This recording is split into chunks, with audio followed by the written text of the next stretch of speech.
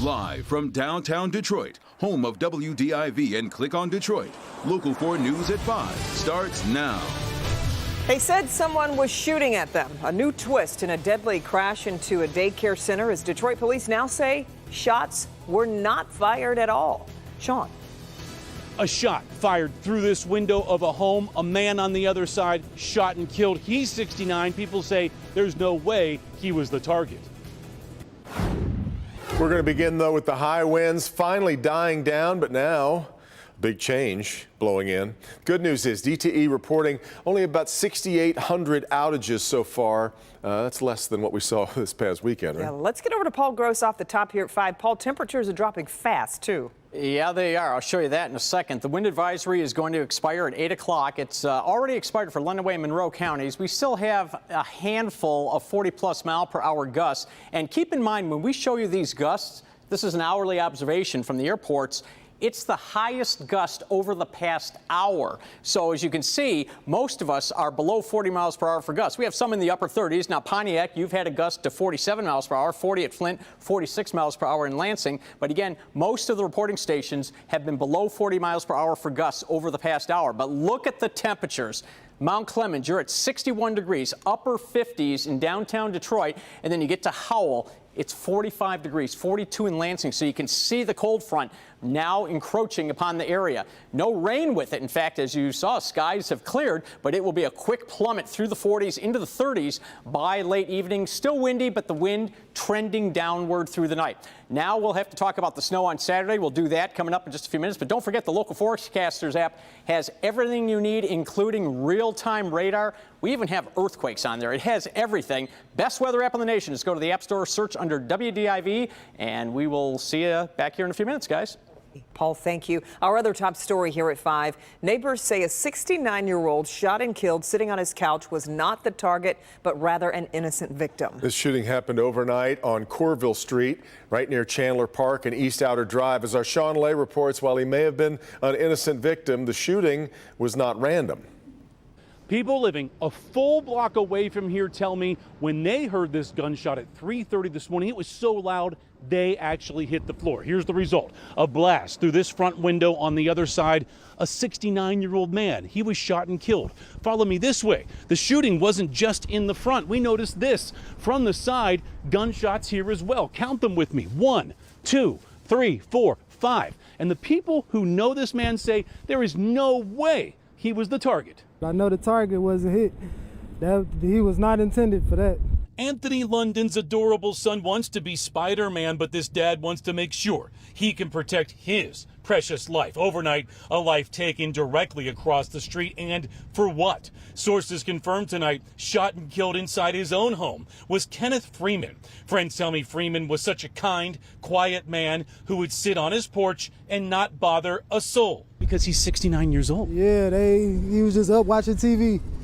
And everybody else was in the basement. That's what they was aiming for. Sources tell us it was a sneak attack. Shots fired from outside the home into this front window. Sources tell us the bullet holes indicate multiple shots from a handgun. On the side of the home, the shooting continued through a side window. Anthony London says the 69-year-old was not the target, but an innocent victim. London's goal is to protect the innocent people in his life. We stay in the house. As long as I can keep myself out of any of these situations, it wasn't a random act. Like, that wasn't random. Back here live at police headquarters, if it wasn't random, what was this? We've been checking all day with Detroit police. They're telling us right now, certainly actively investigating this, looking for 2 suspects. But Devin, they're also saying they're not going to say anything else about this investigation. They do not want to jeopardize anything about their work right now. Back to you. And Sean, you spoke to family tonight, too. What do they have to say about it? Yeah, late today, did make contact with Mr. Freeman's family. They're in shock and have no idea why anyone would fire a gun into his home. Horrendous. All right, Sean. Now to developing news right now. Police and their group here in the U.S. say all the remaining missionaries held captive in Haiti have been freed. That includes people from a church here in Michigan as well. Jason Colthorpe live in the newsroom following these developments. And Jason, they'd been held captive for a while here. Yeah, we'd seen some progress recently, Kimberly, but they were 12 still being held, and it appears all of them have now been released and are safe. 17 missionaries with Christian Aid Ministries of Ohio were taken in October by the Mawozo gang. 6 men, 6 women, and 5 children were taken, 4 of whom are from Michigan. 2 were released in November and then 3 more earlier this month. The gang had threatened to kill the hostages if they didn't get $1 million ransom for each person. There's no indication if any ransom was ever paid at any point by either the U.S. or Canada. One of the people kidnapped was from Canada. At this point, we don't know where the hostages were released to, but again, they are said to be safe by Christian Aid Ministries, and we should be getting more details in the days to come. Kim, Devin, back to you. Okay, Jason, thank you. There are currently 3 vaccines against COVID-19 in use in the U.S. 2 are mRNA vaccines made by Pfizer and Moderna. Now, the third, made by Johnson & Johnson, uses a different method of inducing immunity. And that difference is also associated with a specific rare adverse reaction. And today, the CDC's advisory panel updated its recommendations for the vaccine. Dr. Frank McGeorge tells us here now what's changing. Frank? Yeah, Kim and Devin. So the J&J vaccine received its initial emergency use authorization back in February of this year.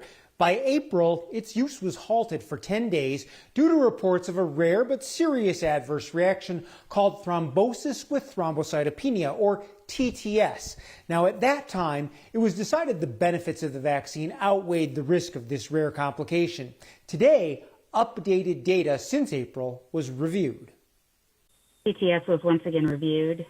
So the 54 TTS cases had occurred through August 2021, and 9 deaths were reported following the Janssen COVID-19 vaccination in the United States.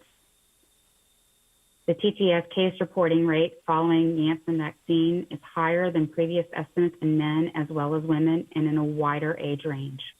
We've been struck when reviewing these cases by how rapidly patient status deteriorates and results in death. Given this update, there was serious concern and debate among committee members over whether there should be restrictions placed on its use. I just cannot recommend a vaccine that is associated with a condition that may lead to death. We are very concerned about this rare side effect, and to the point about what would I recommend to my family members, I would not recommend a Janssen vaccine to my family members. On the other hand, I think we do have to recognize that different people make different choices, and if they are appropriately informed, I don't think we should remove that option from them. And there was support for allowing the J&J vaccine to remain available, but with a preference for the mRNA vaccines. We have 15 yeses, 0 noes. The ACIP vote passes as listed here. Now, the biggest concern at this point is that people who choose to receive the J&J vaccine need to completely understand that compared to the mRNA vaccines, there is a 1 in 100,000 dose risk of a severe clotting abnormality, particularly in women between 30 and 49, although I should note it's also been seen in men and across all age groups. Now, Doc, for people who receive the J&J vaccine, one question that we've heard come up, I know you've heard it a lot, is how long after they receive the shot should they then keep monitoring for this possibility of the clotting problem? Well, part of the data today revealed that all of the 54 cases of TTS that have been identified among the 14.1 million doses of the J&J vaccine that have been given occurred within 18 days of the vaccine administration. So if you received it more than a couple of weeks ago, you should not have any concern. Pretty quick impact. All right, Doc. A fresh round of severe weather, including multiple tornadoes. This time, some of the worst of it hitting the upper Midwest. We actually saw part of it here with the wind. And that's happening as recovery effort continues across the southeast, with dozens still missing. Jay Gray has been on the ground since the initial strike. He's in Mayfield, Kentucky tonight. Hi, Jay.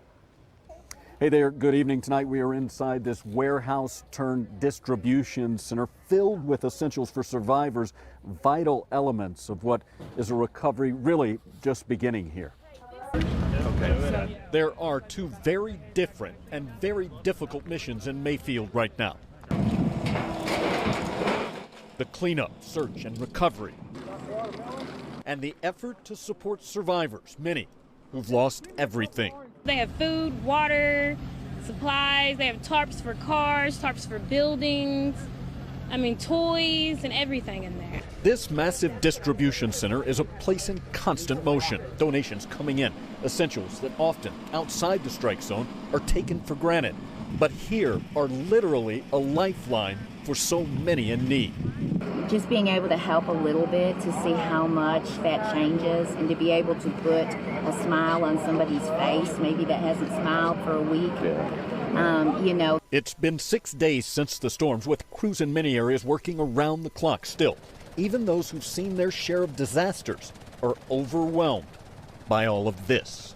And you look at just the breadth and depth of destruction, just the path, how long it went, and just individual homes destroyed all along the way, forests, everything. It's really incredible. Overnight, more severe weather continuing into today and battering the Midwest. Hundreds of thousands without power after reports of more than a dozen tornadoes on the ground. It was crazy, and it sounded like a train just going through. A sound and situation they are all too familiar with across the Southeast right now. Yeah, and forecasters warn there could be more severe weather here over the next few days. Already this afternoon, intense rain and lightning forced this center for a brief time to stop outside pickups. In Mayfield, Kentucky, Jay Gray, Local 4.